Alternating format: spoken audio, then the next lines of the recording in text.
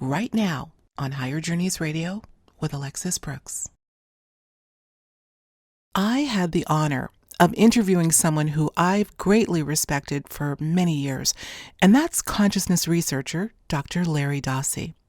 Though the original interview was recorded back in 2014 during what I called my kitchen table conversation days, and you'll soon hear why, I still think this is one of the most engaging conversations I've ever had the pleasure of participating in. Dr. Dossey, who I consider to be one of the most thought-provoking, prolific, and yet humble of researchers in this field, was so easy to engage during our discussion. I simply loved it. When I found myself listening to it just the other day, I thought, let's get this conversation out to our YouTube audience, since it was never published on the platform. So I truly hope you enjoy this classic episode. And if you do, by all means, hit that like and subscribe button and become a part of our YouTube family. Thanks, everyone, and enjoy.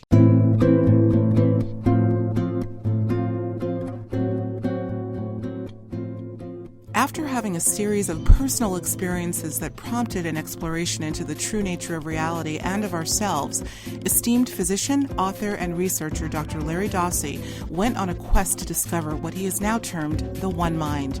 He is convinced that we are all part of this continuum of consciousness, hardwired to it in fact, and that gives all of us access to this infinite reservoir of knowledge. Further, Dossey maintains that much of our own individual experience, including ESP, Precognition, and Synchronicity, may be indicative of this one mind. This is all interesting information, but what's more, it is his firm conviction that our survival may be dependent on our first understanding this concept and then living by it. In his groundbreaking book, One Mind, How Our Individual Mind is Part of a Greater Consciousness and Why It Matters, he certainly brings stunning new light to the idea that we are all one.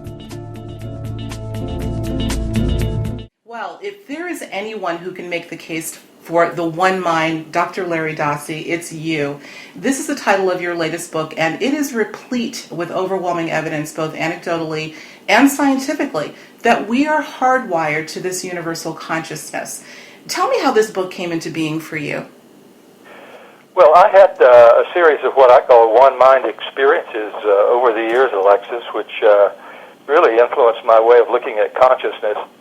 I was influenced the way most kids are going through university when I was that age, and also everything in medical school suggested that we are isolated minds and consciousnesses, and the idea that our consciousness could in some way unite was just considered a fantasy. Mm-hmm. Now, I was influenced by the way that we have of taking the mind apart, of subdividing it into the ego, the superego, the consciousness, subconscious, preconscious, and all of that. Mm-hmm. But the evidence since then that has accumulated over the past 20 or 30 years points in the other direction.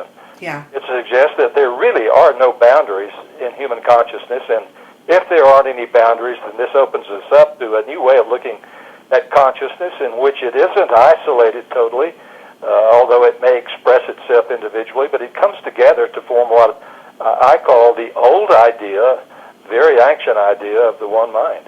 Right, absolutely. Well, we've heard the term used non-local consciousness, and that's the ability for an individual or group of individuals to receive information or insight without any external information whatsoever. Isn't that indicative of the one mind? It sure is.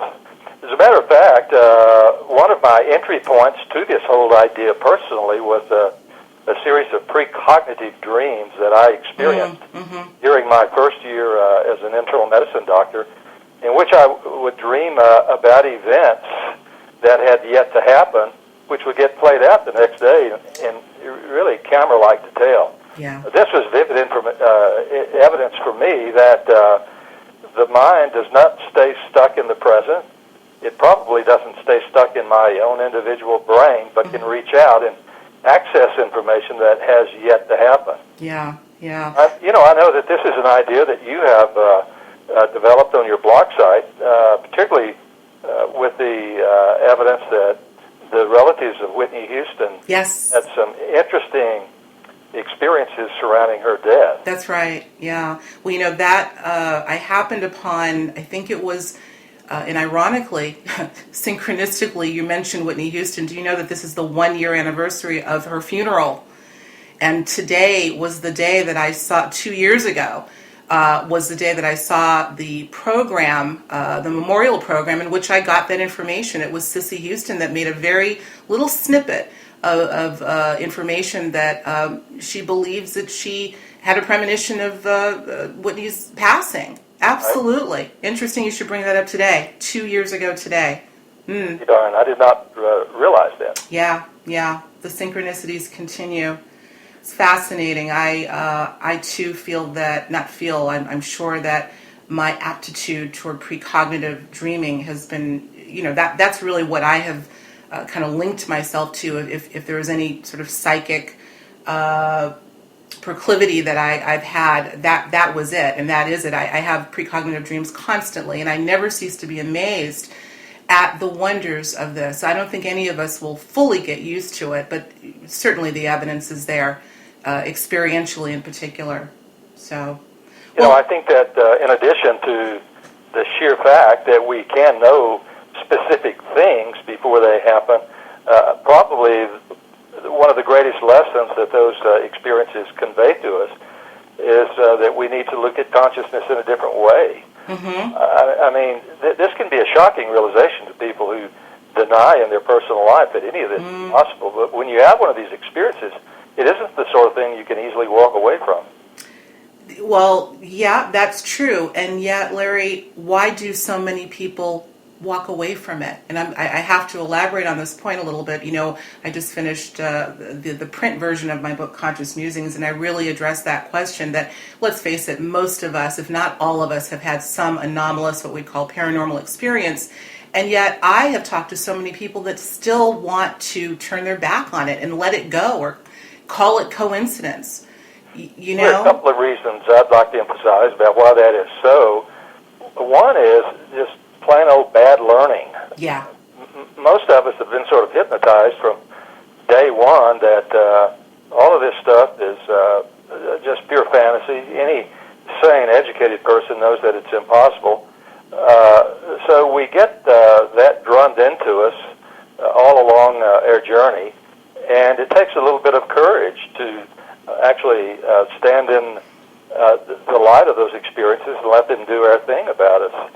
The other thing is, I've had the experience of growing up in the South, and I'll tell you that a lot of these experiences are looked on as the devil's work.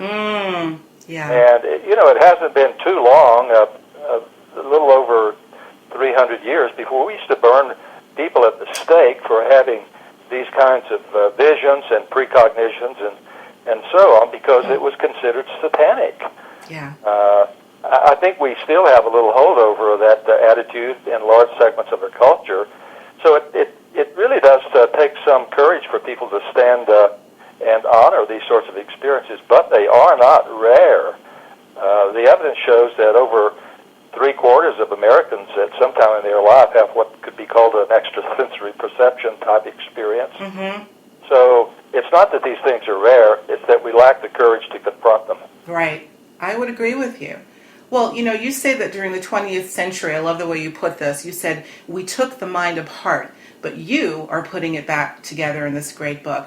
And this is sort of an elaboration, I think, the point you just made. Why was it that early on the mind, some felt, had to be compartmentalized or fragmented? Do you think that's connected to what the point you just made? Well, I think that's part of it. I also think that we went through and are still in a period of a way of thinking. The way of thinking in cultures sort of comes in and out like fashions. Some things cycle in and then cycle out. But during the 1900s and the 1800s, we took everything apart. We took nature apart into its constituent atoms and molecules. In medicine, my field, we certainly took the body apart. Right. And just looked at ourselves as if we were a collection of unrelated organ systems. And we did the same thing to the mind. Freud was key here. He was a central player in talking about the unconscious.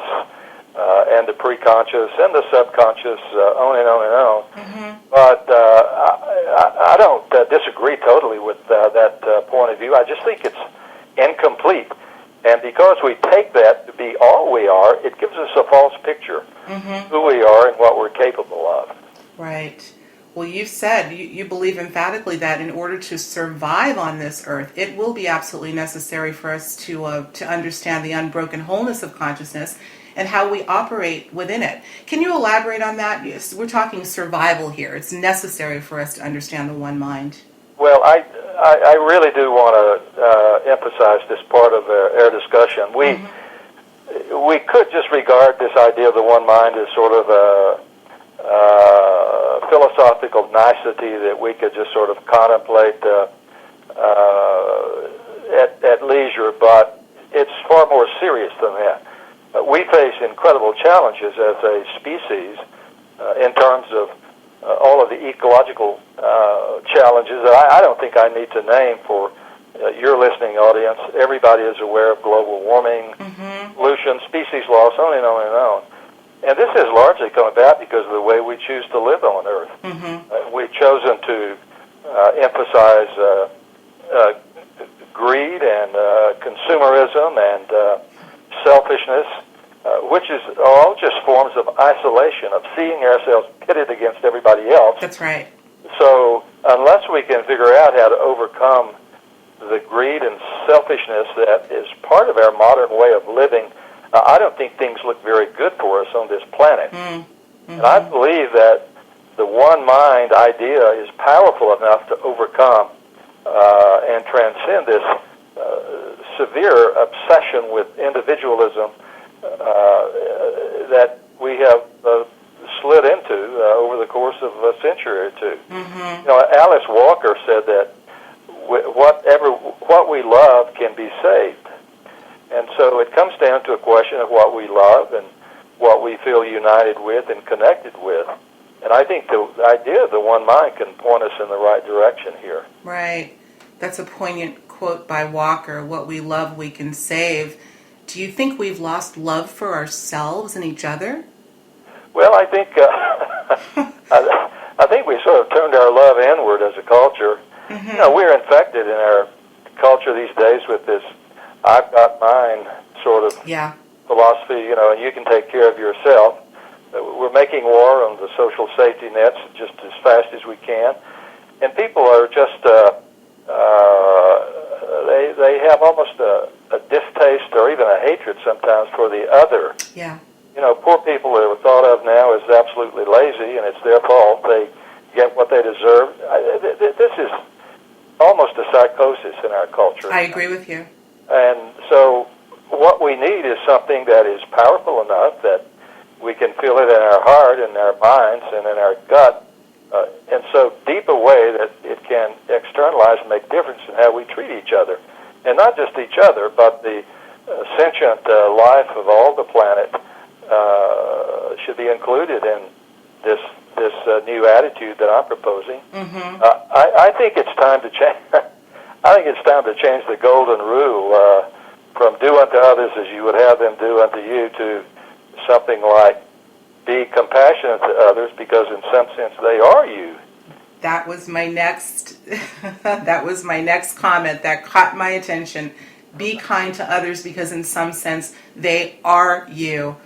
Wow, that's profound, and I think it's true.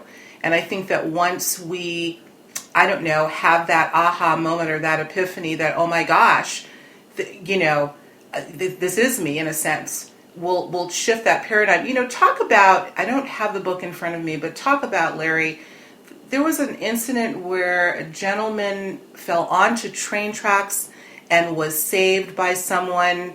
And unfortunately, I can't go into it much more, but you give a profound illustration as to that sense of that was me on the train track. Can you talk about that?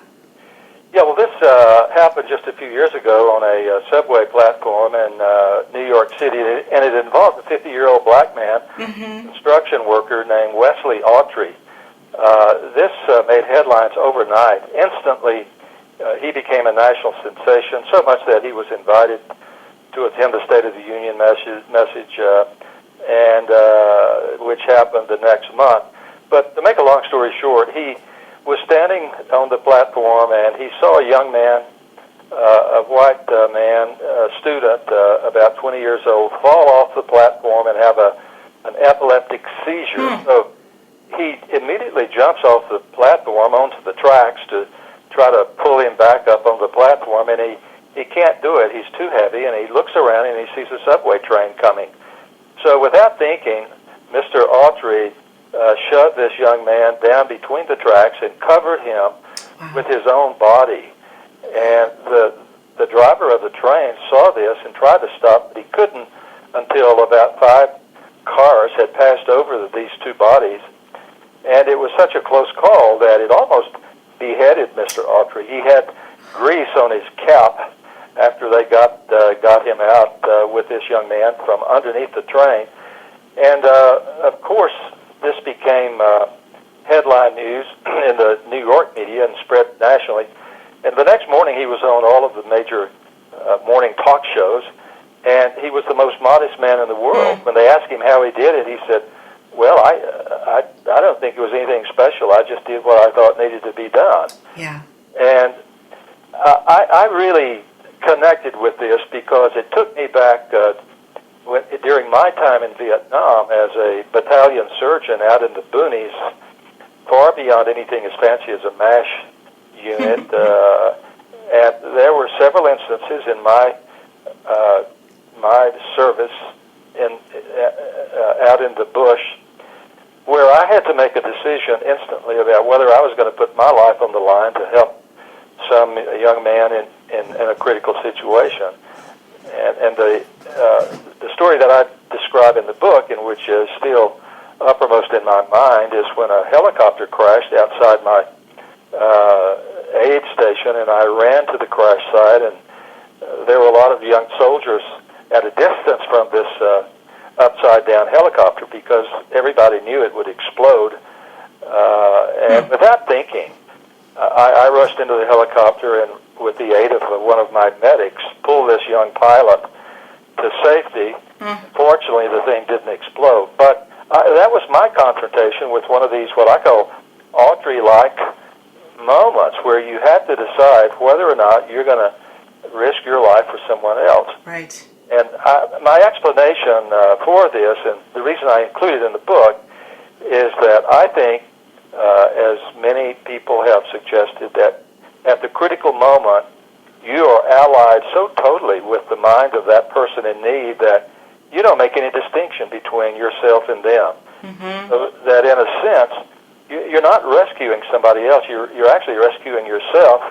So closely have you become united with that person. Right. Wow. Well, that is oh my gosh, it's an absolutely profound experience, a blessing, just such risk you took, but in the process of that, what a blessing you received in having your own epiphany. That is really something. Well, you know, I think that despite the push that we've kind of touched on, just for people to still, I don't want to say push, but this habit that people have of still working in isolation, this drive to succeed for service to self versus others. Obviously, these are two profound examples of the antithesis of that. Wouldn't you agree that we are beginning to see a greater sense of community slowly emerging? Are you familiar with the flash mob trend?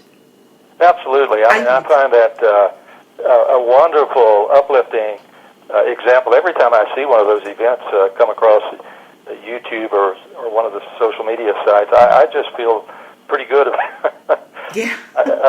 Well, it's a majestic thing to see people coming together that way. Yeah. I only became familiar with it through a friend maybe even a year ago. I had no idea. She said, oh, you should see this flash mob. And I said, what's a flash mob? And she pulled up a YouTube video where a group of, I don't know, maybe 100 people who kind of, they kind of act like chameleons. They'll go to a mall and they'll be sitting in the food pavilion, and you would never know that they're all working together. And all of a sudden they get up and they start singing Christmas carols or whatever their performance is. And I shed a tear the first time I saw it. I said, I think there's hope for us yet.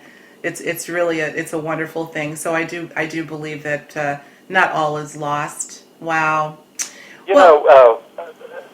just to elaborate on that, when the flash mob performance is over, invariably the camera hands on the people who have been standing around, and they're all smiling. You know, being involved, even as a spectator of this coming together phenomenon, makes people happy. It does, indeed.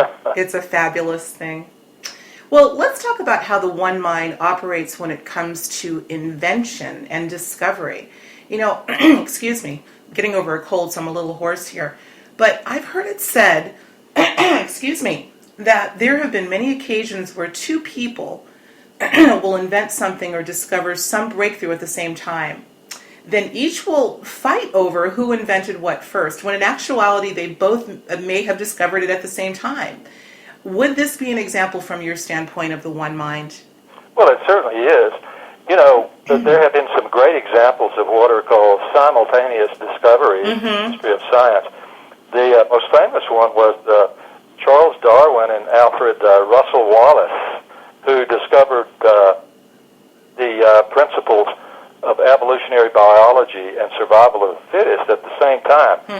And the reason Darwin got credit is that he heard that Wallace had discovered the same thing, and he rushed into print. And so now we attribute evolutionary principles not to Wallace but to Darwin. But essentially they happened upon it at the same time. In the book I talk about where inventions just seem to materialize from nowhere. And the example I use is Thomas Edison, the great American inventor, who by any standard was one of the greatest inventors who has ever surfaced in the Western world. And he said that I never invented anything, he said. He said, ideas come to me from the universe, that I get them from the outside. And this turns upside down the impression of creativity and invention that most of us have been led to believe, that these people are just really smart, you know, and they just are great processors of information and learn how to see things in a novel way. But Edison was quick to point out that that's not how it worked for him. And to me, this is circumstantial evidence that ideas can come from a pool of information outside, which I refer to as the one mind in the book. I think that one of the benefits of the one mind is it can make anyone more creative and more productive. So I think that this is not just an observation that applies to great inventors, but probably to everybody. I think that's a profound thought. In fact, it just makes you wonder, Larry, is there such a thing as original thought? If it's coming from this repository of, excuse me, the one mind, you know, are any thoughts really original? Well, I go into this question in the book because it's the one that absolutely fascinates me. You know, in science in particular, we have said, yes, people do come up with original ideas. But the thing is that if you take the idea of a connected, unitary one mind seriously, then you have to question that, because originality becomes a very tricky idea. And as I describe in the book, and as in Edison's case, the great ones really acknowledge that we're all in this together. One minds are real. Originality is very tricky to nail down, and it may be that there are no original ideas. Right. I poke fun in the book at the idea of the Nobel Prizes. I suggest that maybe we just should all take them back. But I don't think that's an idea that's going to go over very well. I don't think so. But I hear you. I know where you're coming from there. That's something. I've thought about that often. You know, is there such a thing as original thought? And I suppose some people that would dare contemplate such a thing, you know, they may be a little miffed at the idea that, you know, that's not the case. You know, the ego would get a little bit of a bruising, but it's profound, and yet it's profound, and I think it's comforting to know that means we virtually have access to anything, absolutely anything, and that we're hardwired to it. I'm glad you bring that up. And one of the consolations that I get from this idea of the one mind is that because all minds do connect in in some dimension, you don't have to do it all yourself. That's right. You know, take somebody who is sick and who is looking to be healed. They don't have to use all of their intentionality to do the whole job. We're in this together, and we can help one another. I find this as a position extremely comforting. Mm-hmm. It says that the responsibility getting well for getting well is not solely that of the patient, and not even of that patient's doctor. Right. We can pool our efforts and our understanding and partake of a pool of information and wisdom that's freely open to anyone who can access it. Absolutely. Well, you know, here's a great segue. Speaking of pools, let's talk about one of my favorites, David Bohm, who, of course, was a proponent of the holographic model of the universe. I want to run this by you. You know, I consider the holographic model to be an aspect or clue as to the validity of the one mind. And, you know, he spoke of individuals, I love this analogy, he spoke of individuals as likened to whirlpools in a stream. He said, we have identity but no distinct borders, just like the little whirlpools in a body of water. You know, talk about how this works as it relates to the individual personality and the one mind. How does this correlate to the holographic model? Well, I think this idea of the hologram is one of the possible models we can invoke to try to get our minds around how the one mind might work. You know, in a hologram, there's a special way of photographing something so that if you take one piece of the photograph, no matter how tiny, you can treat it in a certain way to produce the entire photograph. Mm-hmm. So it's a way of saying that the whole is encoded in the part. The part is part of the whole, and it's really the whole can be remade by focusing on the individual component. I think that's a potent metaphor for the relationship between our individual minds and the one mind. Mm-hmm. So I think Bohm really nailed it. I think he was ahead of his time. Yes. And he spoke often as a profoundly wise mystic, in addition to being one of the most famous physicists in the 20th century. Yeah. I might add that I had the opportunity once to meet and talk with Dr. Bohm. Huh. It was at a conference, a little think tank made up of about 8 invited people, and we were talking about many things, and among them was this common concern of everyone there about the fate of the earth. Mm-hmm. And in a hallway conversation, I asked him, Professor Bohm, do you think we're going to make it? And he said, after a period of silence and really thinking it over, he said, yes, Larry, we'll make it barely. And so, you know, at the time I wasn't too happy with barely, but actually on most days I would accept barely. Yeah. Because wow. It's beginning to look pretty good, you know, just the fact that we, in the opinion of this brilliant man, are going to squeak by. That comes as sort of a consolation to me most days. Sure. Wow. And the fact that he had to pause, he really sort of allowed the question to permeate him. He thought about it. Barely. Yeah. I'll take barely these days. I will too. I really will. Because sometimes, you know, I don't know as I look around me, but I consider myself the glass half full person. Yep. So I'll take barely right now. Wow.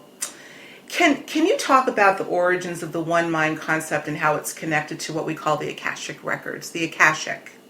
Well, the Akashic records go back 3,000 years to the Hindu philosophy of India, and the basic idea is that there's some domain in the universe where all information comes together. It's timeless; it's been there forever, and it will last forever. And it's where all information is stored. Mm-hmm. Key point for us, I believe, is that people have access to this.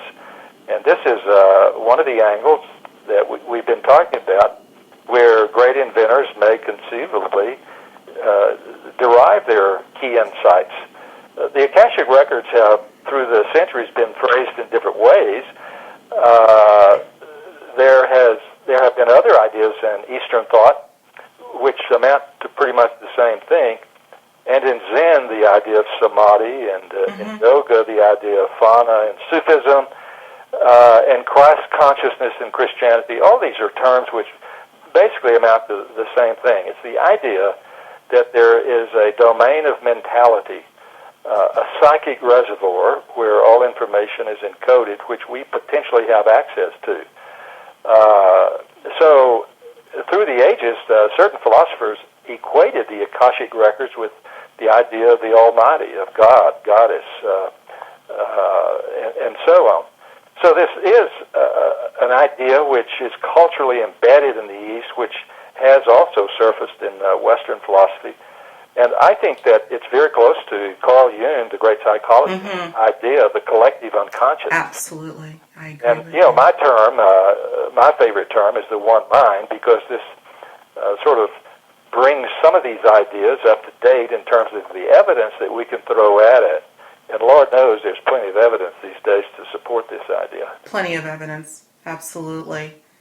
I think as you talk about this what I call a repository, or this reservoir of all information, the Akashic, this too is what Bohm referred to as the implicate order, correct? That's exactly right. And he's on record also, Alexis, as saying, deep down the thoughts of humanity are one. He said, in truth, there is only one mind. And he also said, if we don't see this, it's because we are blinding ourselves to it. Yeah.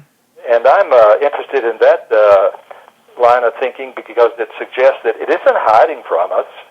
The reason we don't see it is our own fault, because we've allowed ourselves to be mesmerized or hypnotized in thinking that our consciousness is limited to specific points in space, such as our little 3-pound brains. Well, this is a question I was going to ask toward the end, but I might as well ask it now. Let's talk about how we can access the one mind. Is there a special entry point, or is it all around us? How can we trigger our connection to it? Well, I think the good news is that it's everywhere. I mean, we are a part of it. We don't have to make it up or manufacture it. We just simply have to devise ways of opening our consciousness to the realization that that's the way things operate. Throughout history, there have been innumerable methods of entering into an awareness of the one mind, and I suppose the most common throughout history has been some form of contemplation or meditation, or basically just sitting down and getting quiet and allowing this information to bubble up from sources of consciousness of which we're usually unaware.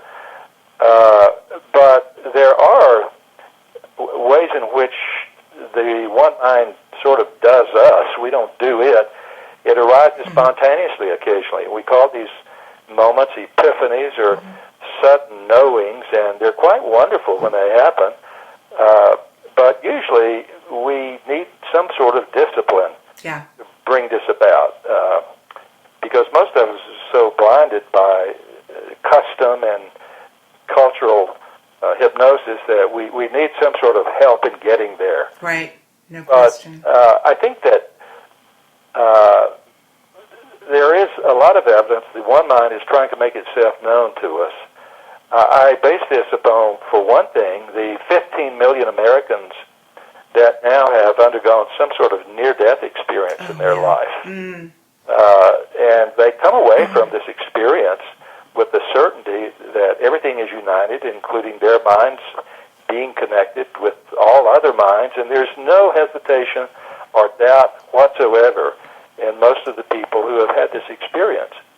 I don't advocate this experience because sometimes the near-death experience continues into a full-out death experience, and we need gentler ways of opening up rather than having to nearly die to understand these things. But I think that also it's encouraging to note that the simplest acts and behaviors on our part can open us up to this knowledge.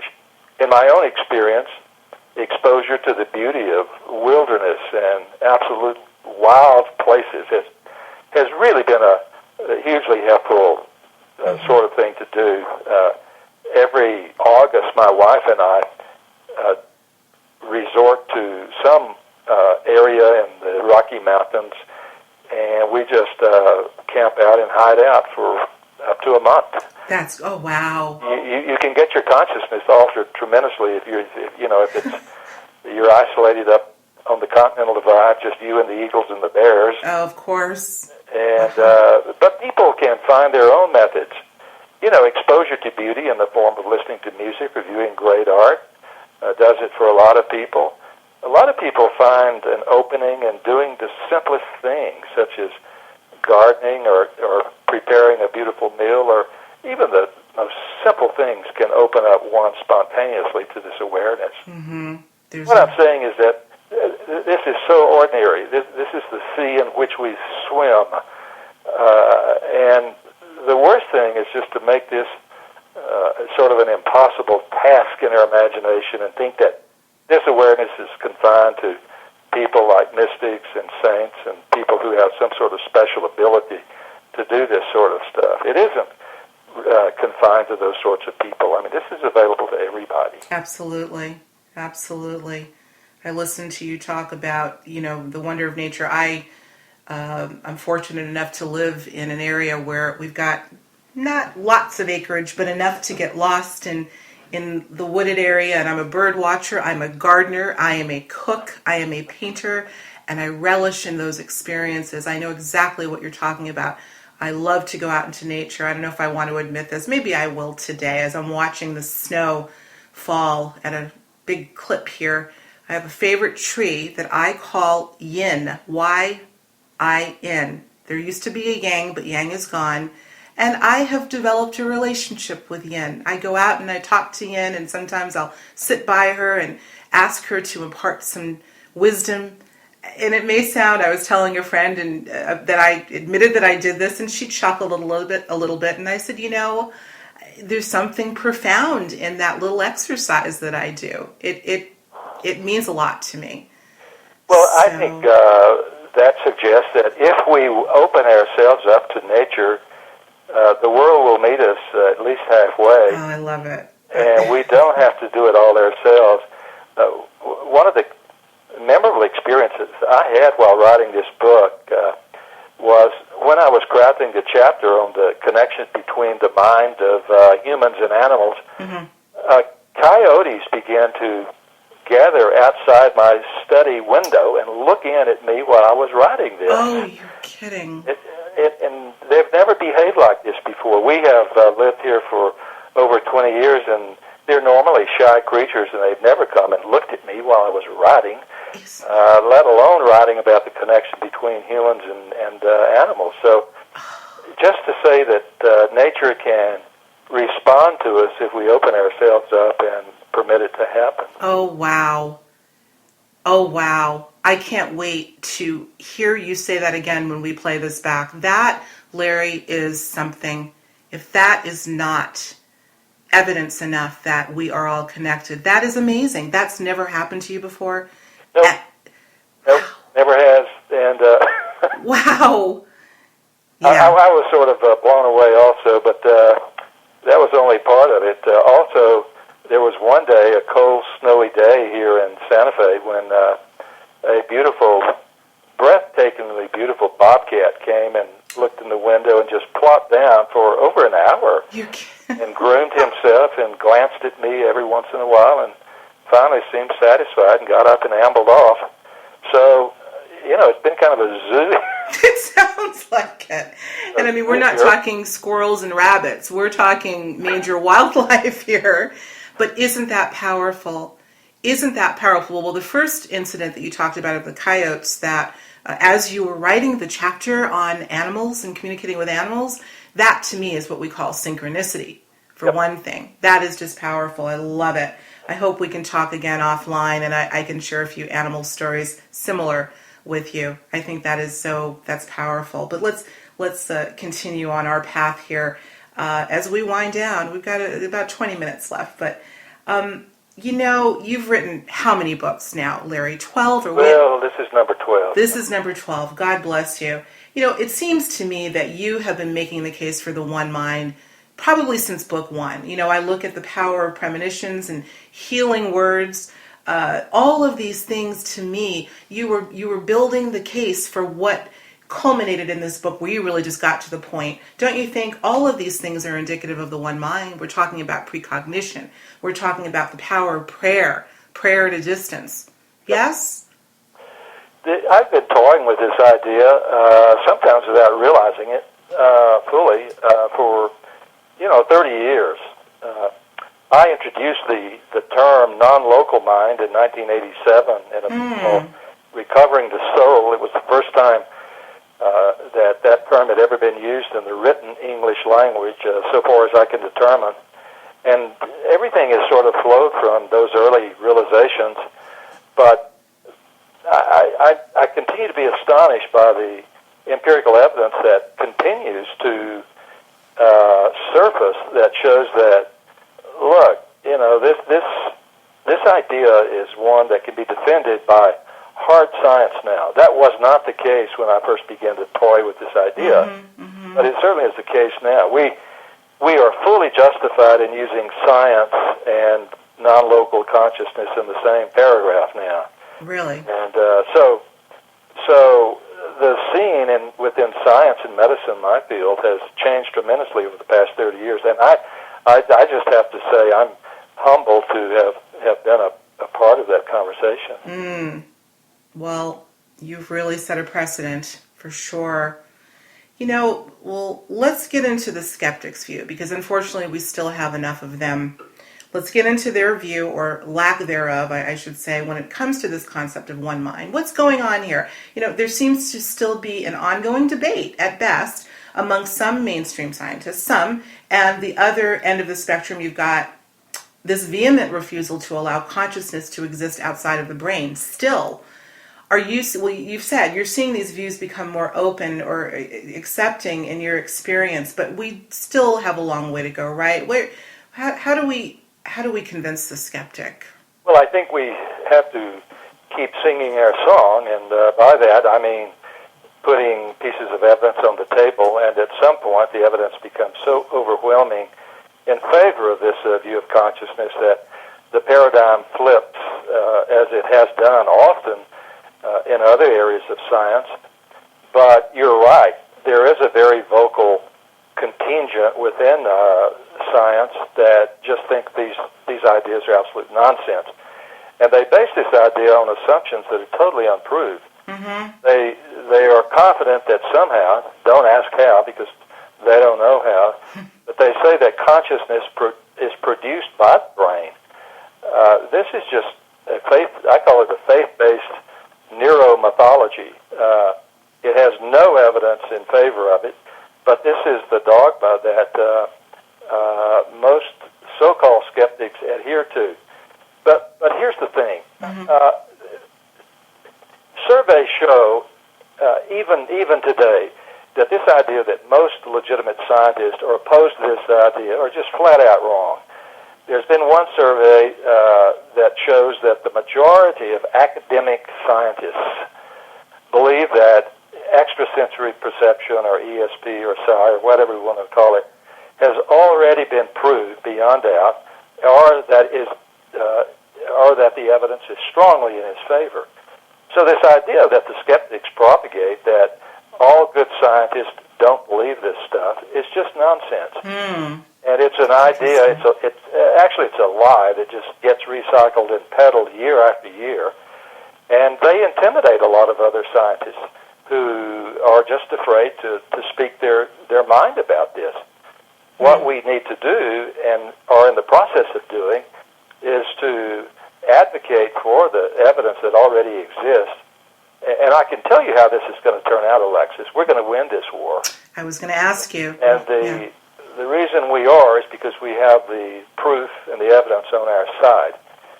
So they will continue to bluster and moan and complain about how we're trying to take science back to the Dark Ages, but that's just a cover-up for the fact that their case is really very weak. Yeah. Now, in the book, I quote many Nobel laureates in various areas of science who have stood up for this idea of a consciousness that extends beyond the brain and body. And so we have a lot of supremely talented, world-renowned scientists who favor this idea, but you would never know that from the way the skeptics continually complain about how it's only weak-minded people who believe in this idea. That's just nonsense. Yeah, that's frustrating to me. And, you're right about that. I think of some of our greatest thinkers, scientific thinkers from her history. Let's talk about Sir Isaac Newton, who was, I don't know how many people realize this, but he himself was a mystic and very much an experiencer of paranormal phenomena, although this may have been somewhat off the record, and yet he was one that some call the father of classical physics, which is really the antithesis of what we're talking about. What gives here? I don't understand that. Well, Newton has been sanitized through the ages. Modern scientists really love his laws of mechanics and so on, and rightly. But he spent far more time looking at mystical ideas than he ever did in a physics laboratory, and that's been sort of scrubbed from the historical record because modern scientists are sort of embarrassed by that.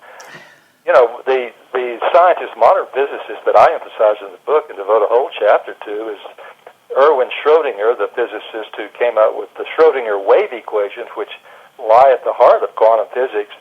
He won the Nobel Prize in 1933 for his contributions, and he's on record as saying that deep down there is only one mind. He was unequivocal about it. So this idea that it's just minor scientists who have stood up for this idea is just not right at all. Yeah. I again never cease to be amazed at where this vehement denial is coming from and what's the purpose of it. I think you said somewhere in your book that, and I don't have it in front of me, there was a scientist who said something in effect, I'll paraphrase, that even if he were to learn that these sorts of things are true, he'd still deny it, or he still wouldn't believe it, or, I have a sort of a perverse pleasure or hobby in collecting nonsensical, bigoted, prejudicial statements from skeptics. My favorite is the one you mentioned. This was actually from an engineer who was at the top of his academic profession, who was asked to review a paper looking at these non-local, distant behaviors of consciousness. And he wouldn't even read the paper, but he wrote on a little post-it and put on the front of the paper, mailed it back to the journal, the comment, "This is the sort of thing I wouldn't believe, even if it were true." Even if it were true. And I think that's very telling because it says that diehard skeptics often are not interested in evidence. Their minds are made up, and they shouldn't even be called skeptics, really, because a skeptic is someone who suspends judgment until the facts are in. It's not someone who is so bigoted that he refuses to look at the evidence, as this scientist was. It does bespeak an open mind. I consider myself a skeptic, and most of my friends who are involved in consciousness research consider themselves skeptics, but a true skeptic is not a bigot. Right. Yeah. I don't know. You have to wonder, is there perhaps a conspiratorial element to this? Is this one mind perhaps one of the best kept secrets? And perhaps if, the masses at large, if they knew this, might someone lose control? Might someone lose power? Yeah, I think you nailed it. Had to say it. A lot of these diehard skeptics are just scared to death that they're going to lose control of the conversation. They're going to have to deny a lot of the things that they've stood up for in their professional lives. This is very hard for any human being to do. For example, after the age of 50, it's really rare for a well-known academic who's made his career in terms of standing up for a certain worldview to suddenly switch and say, I was wrong. And you just don't see that very often. Right. That's what led Max Planck, the famous physicist, to say science changes funeral by funeral. I saw that, and that is absolutely so. Funeral by funeral. Well, I think we've kind of danced around it. Do you think we'll see a total paradigm shift in our lifetime? Oh, sure. Really? I think we're in the middle of it. Okay. I, just last week was at a conference with Rupert Sheldrake, the great biologist from Britain, who has really done a lot to advance this field. Rupert thinks that the transition is well on the way. I mean, he ought to know. He's been attacked by skeptics for about 40 years. Yeah. And he thinks that the worst of it's over. They have lost the arguments. They don't have the data.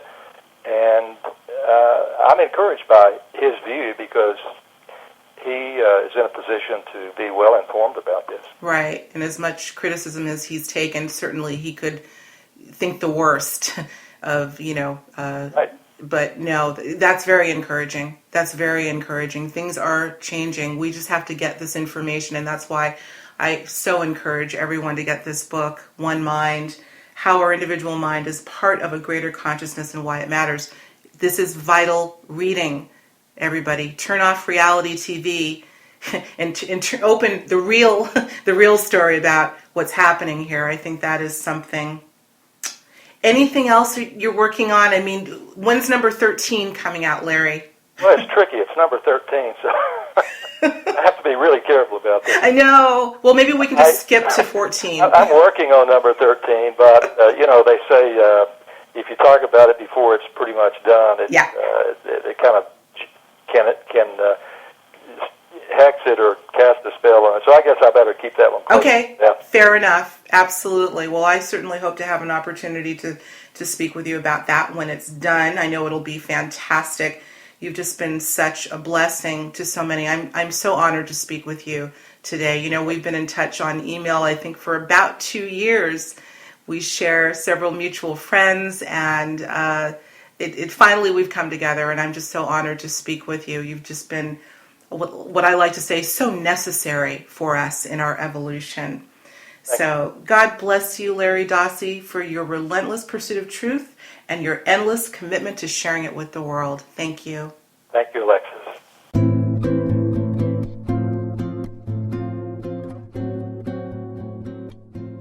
Imagine if we could fully grasp the idea of the one mind and then make the decision to live by it, how it would instantly change the way we treat ourselves and others, even strangers. As Larry Dossey so aptly put it, we need to change the old adage, do unto others as you would have them do unto you, to be kind to others because in some sense they are you. This is a profound realization that has the ability to change our entire world, the one mind. Thank you for listening to Conscious Inquiry. Until next time, I'm Alexis Brooks.